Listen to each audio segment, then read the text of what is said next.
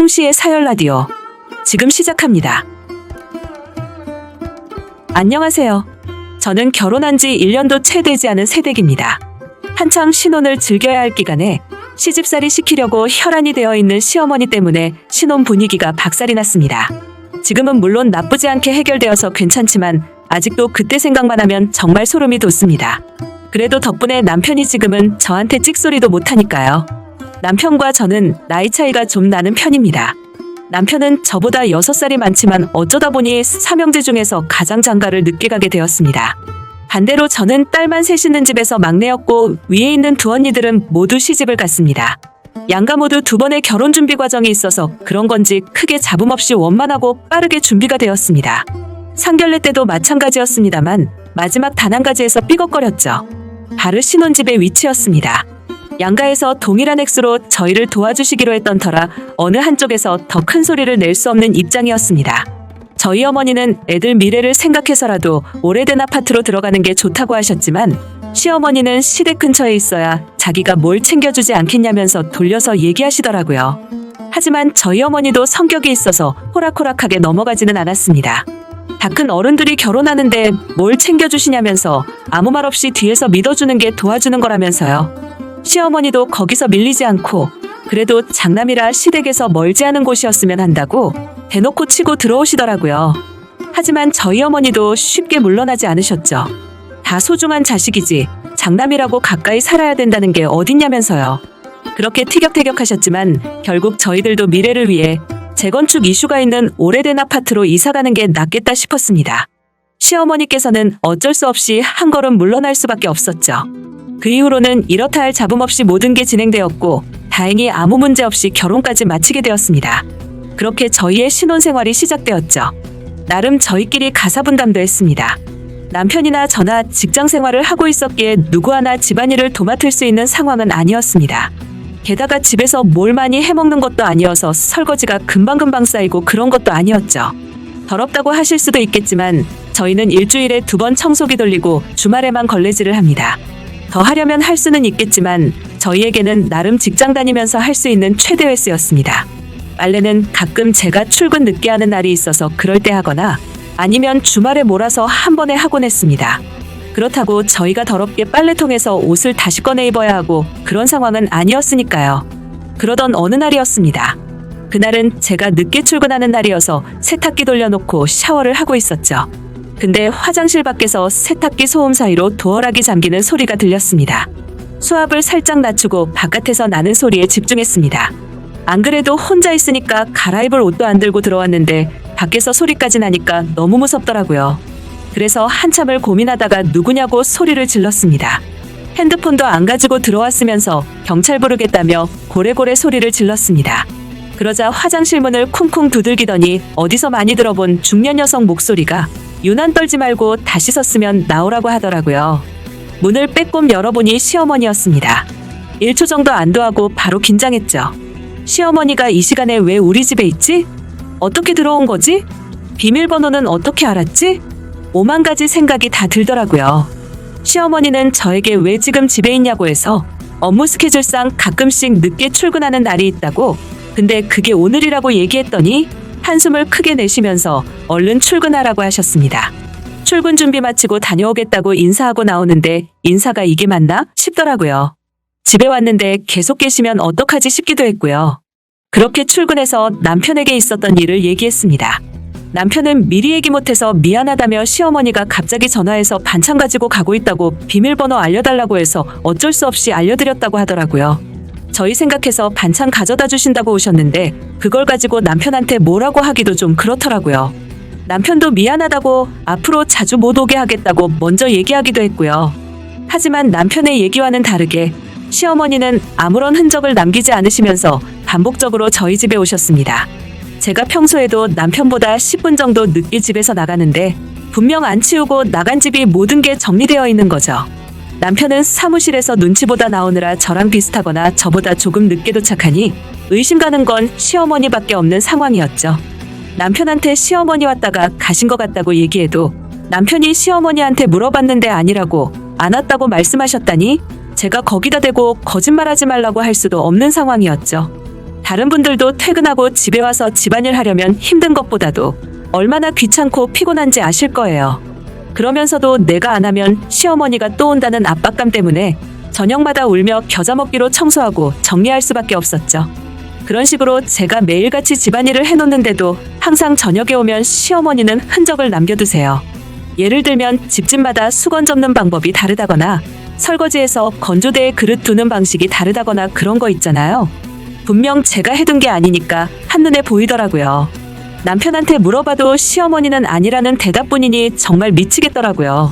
그래서 더 이상은 안 되겠다 싶어서 그냥 손 놔버렸습니다. 특별히 뭘 계획해서 손을 놓은 건 아니었지만 그게 큰 실수라는 걸 깨닫는데 그리 오랜 시간이 걸리지는 않았습니다. 에라 모르겠다. 그냥 나는 원래 우리 패턴대로 살겠다 싶었는데 주말이 채 되기 전에 시어머니께서 오셨습니다. 문제는 제가 퇴근하고 왔을 때까지 계시더라고요. 일부러 시간 맞춰서 오신 건지 현관문 열고 들어오니 냉장고 청소하시다가 저를 째려보시더라고요. 어색하게 인사하고 도와드리겠다고 하니 됐다고 하며 나가시더라고요. 누가 봐도 저 꼽주려고 기다렸던 것 같았습니다. 그리고 얼마 지나지 않아서 남편이 들어오길래 남편 등짝을 손바닥으로 찰싹 갈겼습니다. 남편도 맞고 어리둥절해하며 왜 그러냐고 묻길래 좀 전에 있었던 일을 얘기해줬더니 당황하더라고요. 짜증나게 사과는 또 잘해요. 그렇게 시어머니는 하루 걸러 한 번씩 오시는 듯 했습니다. 하루는 제가 잠들면 누가 업어가도 모를 정도로 깊게 잠드는데 너무 시끄러워서 자다가 깼습니다. 안방 밖에서 달그닥달그닥 소리가 나더라고요. 너무 무서워서 문을 빼꼼 열었는데 정말 무서워서 소름이 돋았습니다. 시어머니께서 음식하고 계시더라고요. 어이가 없어서 못 참고 시어머니에게 물었습니다. 이 시간에 여기서 뭐 하시냐고요. 그랬더니 시어머니 하시는 말씀에 정말 소름이 돋더라고요. 반찬 줄어드는 속도가 너무 느린 것이 필시 제가 자기 아들을 굶기고 있다고 하시더라고요. 무슨 탐정도 아니고 반찬 줄어드는 속도로 그런 걸 얘기하시는지 2, 3주 전에 저였으면 도와드리겠다고 나섰겠지만 그날만큼은 저도 참을 수가 없었습니다. 자고 있는 남편을 꼬집어서 깨웠습니다. 남편은 잠꼬대하면서 깨더니 무슨 냄새냐고 하더라고요. 너무 얄미워서 밖에 나가보라고 했더니 자기 엄마가 이 시간에 신혼집에 있으면 놀라야 정상 아닌가요? 자연스럽게 아침 메뉴가 뭐냐고 묻더라고요. 정말이지 손에 몽둥이 하나 있었으면 쥐어 패고 싶더라고요. 출근해서도 너무 분하더라고요. 결혼 전에는 아무 내색도 안 하셔놓고 이런 식으로 시집살이라뇨. 저는 안 되겠다 싶어서 친정엄마한테 전화했습니다. 나이 먹고 엄마한테 고자질하는 것 같았지만 일단 저도 살고 봐야 하니까요. 엄마한테 얘기하니까 당연히 화를 내시며 왜 이제서야 얘기하냐고 하시더라고요. 엄마는 비밀번호 뭐냐고 물어보시더니 알았으니까 딱 기다리라고 하셨어요. 그렇게 다음 날이었습니다. 아마 토요일이었던 걸로 기억나는데 저희 엄마는 그 이른 새벽에 시어머니보다 일찍 와서 음식을 하고 계시더라고요. 그렇게 얼마 지나지 않아서 시어머니가 도착하셨습니다.